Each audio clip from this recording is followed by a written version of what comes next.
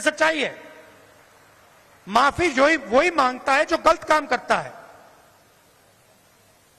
जिसने गलती ही नहीं की उसको माफी किस चीज की मांगनी है? यहां कुछ ही दिन पहले शिवाजी महाराज की मूर्ति बनाई गई और मैंने अखबार में पढ़ा कि प्रधानमंत्री ने कहा मैं शिवाजी महाराज से माफी मांगता हूं। अब मैं ये समझना चाहता हूं प्रधानमंत्री जी ने किस कारण माफी मांगी। अलग अलग कारण हो सकते हैं। पहला कारण हो सकता है कि ये जो मूर्ति थी इसका कॉन्ट्रैक्ट आरएसएस के एक व्यक्ति को दी गई। पहला कारण यह हो सकता है। शायद प्रधानमंत्री जी कह रहे हैं कि नहीं, मैंने गलती की, मुझे ये कॉन्ट्रैक्ट आरएसएस के व्यक्ति को नहीं देनी थी, ये मुझे कॉन्ट्रैक्ट मेरिट पे देना था। शायद वो गलती हो सकती है। दूसरी गलती हो सकती है कि मूर्ति के बनने में भ्रष्टाचार हुआ, चोरी हुई। शायद प्रधानमंत्री इसके लिए माफी मांग रहे हैं कि मैंने जिसको कॉन्ट्रैक्ट दिलवाया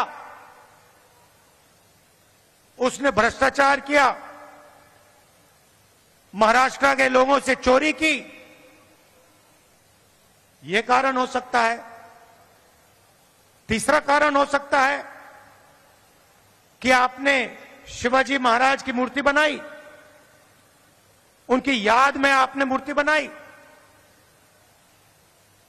और आपने इतना भी ध्यान नहीं दिया कि वो मूर्ति खड़ी रहे। मैं आपको गारंटी देता हूं, कदम जी की जो मूर्ति बनी है ना, आप यहां 50, 60, 70 साल बाद आ जाइए, यहां आपको दिखेगी।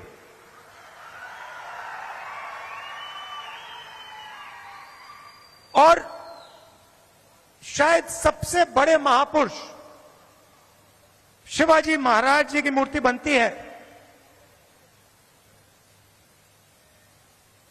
और कुछ ही दिनों में भ्रष्टाचार के कारण, गलत व्यक्ति को कॉन्ट्रैक्ट देने के कारण वो मूर्ति गिर जाती है।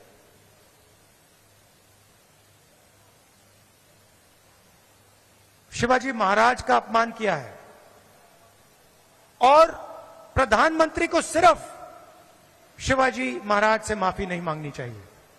अगर माफी मांग रहे हैं तो महाराष्ट्र के हर व्यक्ति से माफी मांगनी चाहिए और प्रधानमंत्री जी को यह भी समझाना चाहिए कि आप सिर्फ 2 लोगों की सरकार क्यों चलाते हो। न्यूज नेशन अब व्हाट्सएप पर खबरों के ताजा अपडेट के लिए न्यूज नेशन के इस क्यूआर कोड को स्कैन करें।